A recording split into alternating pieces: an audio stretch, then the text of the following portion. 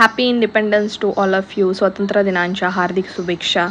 आमच्या सोसायटीमध्ये झेंडावंदनचा कार्यक्रम होता, तर मी तर काही गेले नव्हते कारण की मला ॲज युजल उठायला उशीर झालेला त्यामुळे. पण हां, उमेश गेलेला. उमेश त्याच्या कामावर पण जाऊन आलेला आणि घरी आल्यानंतर डमरूला घेऊन तो गेलेला. तर खूप छान वाटत होतं आणि आम्ही वरतून बघत होतो, म्हणजे मम्मी आणि मी. तर हे सगळे आमच्या सोसायटीतले मेंबर्स आहेत. सगळ्यांचे फोटो सेशन वगैरे चालला होता फ्लॅग होस्टिंग नंतर. त्यानंतर इकडे डमरूचं आणि त्याच्या बापूचं बघा काय चाललेलं. डमरूला ॲक्च्युली हे नवीन कपडे मी ऑर्डर केलेले, तर म्हटलं चल आता हेच घालते.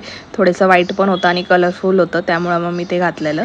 आणि आज आमच्या घरामध्ये चिंटू आलेला. चिंटू ह्याचं नाव आहे. ते आमच्या शेजारी राहतात, त्यांची मांजर आहे ही. त्यानंतर सगळं आवरल्यानंतर उमेश गेलेला झोपी, कारण की नाईटवरनं आलेला. डमरू पण झोपलेला. माझी मम्मीचं चाललेला इथं बघा अभ्यास करत होती ती आणि मी काय करू म्हटलं तर बघत होते मी पाऊस. खूप छान पाऊस येत होता.